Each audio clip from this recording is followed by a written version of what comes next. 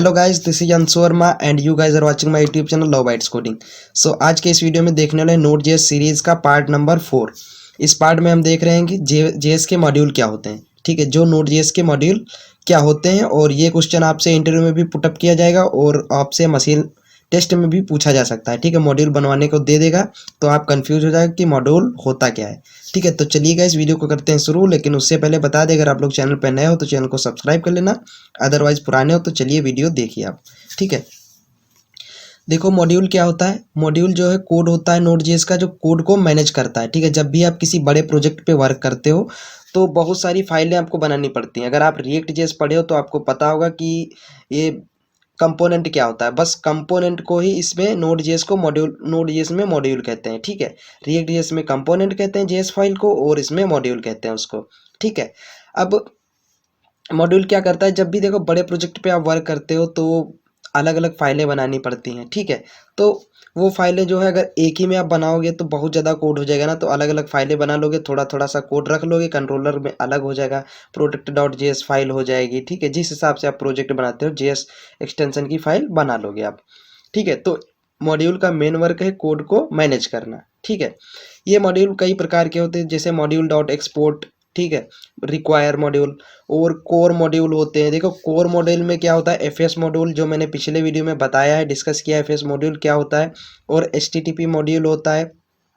ठीक है, ये कोर मॉड्यूल होते हैं, एफएस एचटीटीपी ईटीसी, और हैं एक दो जो कोर मॉड्यूल होते हैं। ये आपको प्री इंस्टॉल मिलेंगे नोड.जेएस के साथ में। ठीक है, कोर मॉड्यूल उनको कहते हैं जो किसी भी प्रोग्रामिंग लैंग्वेज के साथ में, उसके साथ में बिल्ड करके दिए गए होंगे, जो हमको सीएमडी या फिर कहीं से डाउनलोड ना करने हो एप्लीकेशन में थर्ड पार्टी के द्वारा। ठीक है, वो होते हैं कोर मॉड्यूल।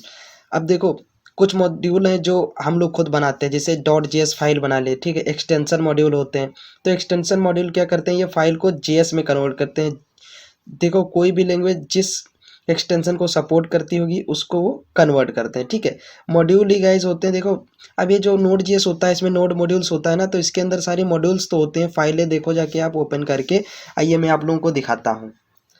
तो देखो आप यहाँ पे देखो नोड मॉड्यूल्स में हम आ गए, इसको ओपन कर लिए। ठीक है, इसमें गाइस बहुत सारी फाइलें अभी ओपन होगा। ये देखो बिन है, इसके फोल्डर हैं, इन फोल्डर्स के अंदर में कुछ कुछ कोड होगा, फाइल वगैरह होंगी। ठीक है, तो ये देखो हिस्ट्री इंडेक्स डॉट जेएस, ठीक है, इनके अंदर इसको, इस सारे कोड को ही मॉड्यूल कहते हैं। ये जितना भी इसके अंदर कोड है, ठीक है, जितनी भी लाइन का है, ये सारा मॉड्यूल्स है। मॉड्यूल्स काहे का कलेक्शन होता है आपको पता है? मॉड्यूल्स जो है फाइल होती हैं, और फाइल के अंदर वेरिएबल, ऑब्जेक्ट, फंक्शन, ये सारी चीज़ें होती हैं। ठीक है, इसमें जो है कोड को इनकेप्सुलेट किया जाता है मॉड्यूल के अंदर। ठीक है, अब देखो एक मॉड्यूल होता है एक्सपोर्ट इंपोर्ट, जो कि बहुत ज़्यादा इंपॉर्टेंट है। इंपोर्ट तो रिएक्ट जेएस में यूज़ होता है, अगर इंपोर्ट इसमें यूज़ करना है तो पैकेज डॉट जेसन फाइल में आपको उसको सेटअप करना पड़ता है। बाकी इसमें जो है मॉड्यूल डॉट एक्सपोर्ट मॉड्यूल होता है, जो क्या करता है, देखो जो नोड जेएस में जो आप प्रोग्राम बनाओगे उसको जो है एक्सपोर्ट करने के लिए दूसरे, ताकि हम यूज़ कर सकें उसको दूसरे पेज में, वो वर्क करता है एक्सपोर्ट करने के लिए। ठीक है, चाहे अब एक्सपोर्ट करने में चाहे फंक्शन को एक्सपोर्ट करो, या किसी ऑब्जेक्ट को करो, या किसी वेरिएबल को करो। ठीक है, और रिक्वायर क्या होता है, ये मॉड्यूल डॉट एक्सपोर्ट को उसके कोड का रिटर्न करता है। ठीक है, रिक्वायर करता है, मॉड्यूल डॉट एक्सपोर्ट को वापस कर लेता है, और जो कोड होता है उसके सारे एग्जीक्यूशन को रिटर्न कर देता है। ठीक है, आप लोगों को दिखाता हूँ, मेरे पास आई थिंक कुछ एप्लीकेशन वगैरह टाइप का पड़ा होगा। देखो जैसे यहाँ पे फंक्शन डॉट जेएस है। ठीक है, अगर हम चाहें तो यहाँ पे क्या करें, इसको मॉड्यूल डॉट एक्सपोर्ट कर सकते हैं, एक्सपोर्ट। ठीक है,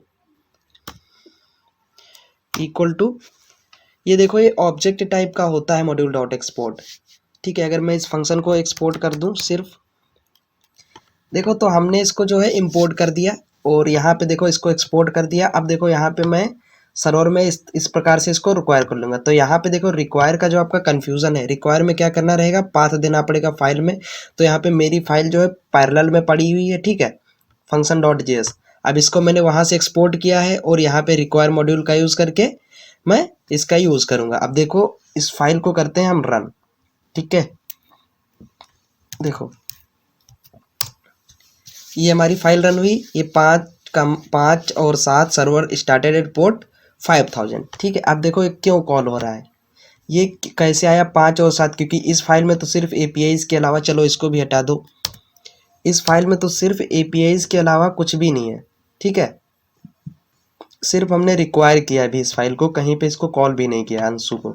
ठीक है, तो ये समझो, यहाँ पे एक फंक्शन बना हुआ था जिसमें 2 पैरामीटर पास थे, ए कामा बी, रिटर्न कर रहा है ए प्लस बी। ठीक है, उसको मैंने यहाँ पे कॉल किया, तो ये 3 2 5 हुए, यहाँ पे ये फंक्शन कॉल हुआ। ठीक है, और मैंने इसको सिर्फ एक्सपोर्ट किया हूँ, और यहाँ पे देखो 5 और 2 7। ठीक है, फिर से इसको चेंज किया गया, यहाँ पे हम चेंज किए हैं।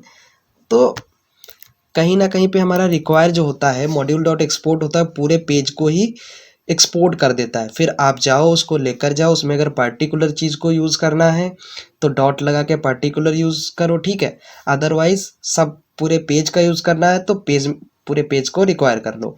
देखो ज़्यादातर हम लोग पूरे पेज का यूज़ करते हैं प्रोजेक्ट में बड़े बड़े।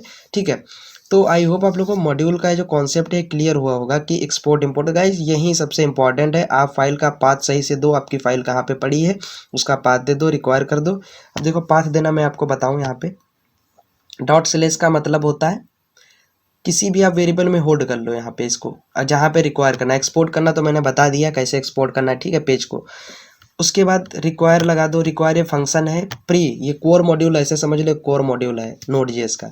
ठीक है, ये हमको मिलता है। तो अब पाथ को डबल कोड के अंदर डॉट स्लैश क्यों लगाया, क्योंकि ये इसके पैरेलल में है। ठीक है, अगर ये किसी भी फोल्डर के अंदर होती, ये व्यू के अंदर होती, तो हम लगाते डॉट डॉट, यानी कि इस फोल्डर से बाहर, ये देखो